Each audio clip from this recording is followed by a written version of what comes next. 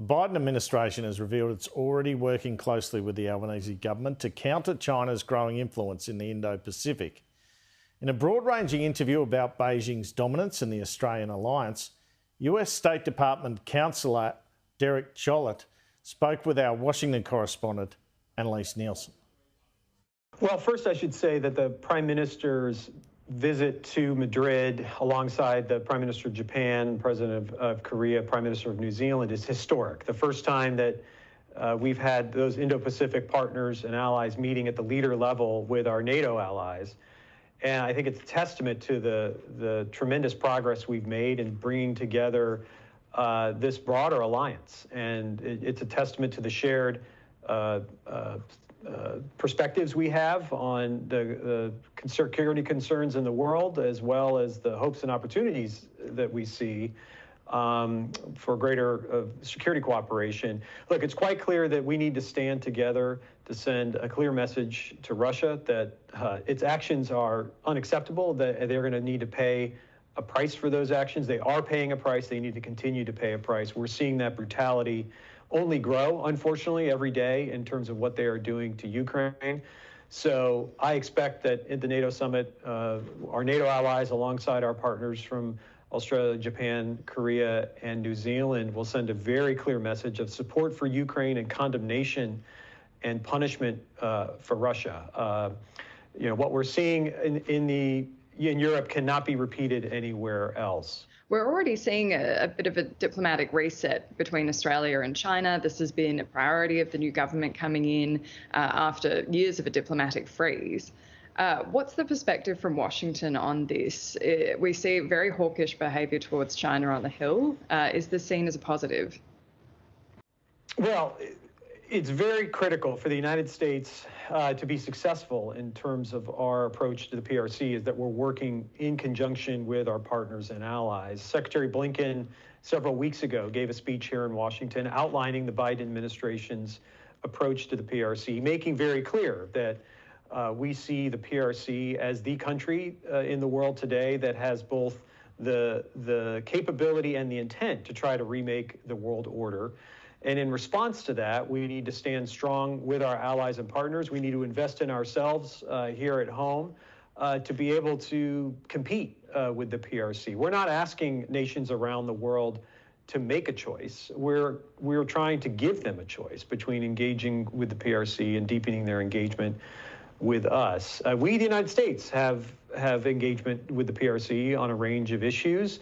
There are elements of our relationship that are conflictual and in which we fundamentally disagree. There are going to be elements of the relationship where it's competitive, and we welcome that competition as long as we play by the same set of rules. And there are elements of the relationship with the PRC that can be cooperative. Unfortunately, that's a narrowing band of issues where we can cooperate. But for example, on climate change, that's an issue where cooperation with the PRC is going to be absolutely critical if we're going to address the consequences of a warming climate. So whether it's through AUKUS or whether it's through the Quad or whether it's through the partnership with NATO or a bilateral relationship, the U.S.-Australian relationship is going to be absolutely critical as we are addressing the multifaceted challenges that's coming from the PRC.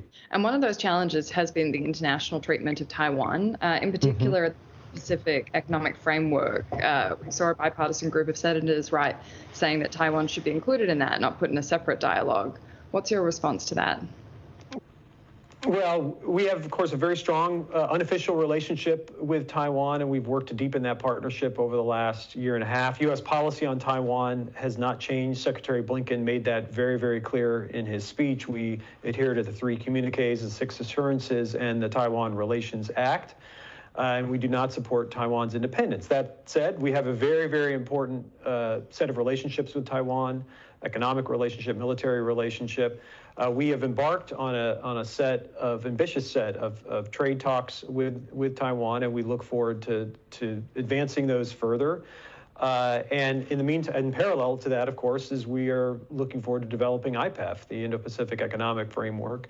And that's off to a very strong start as well in terms of getting that off the ground from its announcement just 6 weeks ago in Tokyo. The Australia-US alliance has really elevated in the last few years. What do you think is the biggest area, the critical area for the two countries to work on? Well, I think across the board, it's hard to pick one particular area. I mean, of course, the work we're doing on security cooperation through AUKUS is historic and game-changing in the coming years.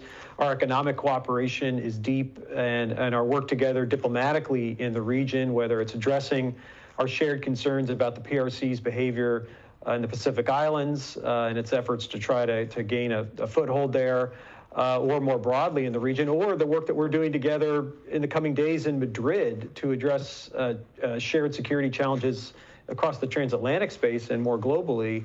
I think this partnership is absolutely critical. Australia, of course, is one of our core treaty allies. And we're very proud of the work we've done over the last year and a half to deepen that partnership, and we're looking forward to the years ahead and what we're going to be able to do together. How do the US and Australia increase the influence in the region when we're often just simply outspent by China? Well, again, the G7 represents 50% of the world's GDP. If we add in countries like Australia and others, that percentage only goes up. We think that we are stronger, clearly, when we are working together. The work that our two countries are doing with others, for example, in the Pacific Islands, I think is critical. And Secretary Blinken has had many conversations with Foreign Minister Wong in just her few weeks in office. And I think that we're determined to cooperate with Australia in the region and more broadly when it comes to addressing our shared challenges. The priority of climate change, how critical is that to the Australia-US alliance, and will there be any asks on that front? Very important, and we're very happy to see continuity from the Australian government on that. I know Secretary Kerry, a former Secretary of State, who's our climate envoy, has been in intense conversations with his Australian counterparts. It's also something, of course, Secretary Blinken and the President have talked to their counterparts about. Again, our work together, whether it's on climate change, whether it's on our economic development, whether it's on security issues, our diplomatic cooperation, across the board, the U.S.-Australian relationship is critically important to us, and that's why we are going to be further investing in it and further present in Australia in the days ahead.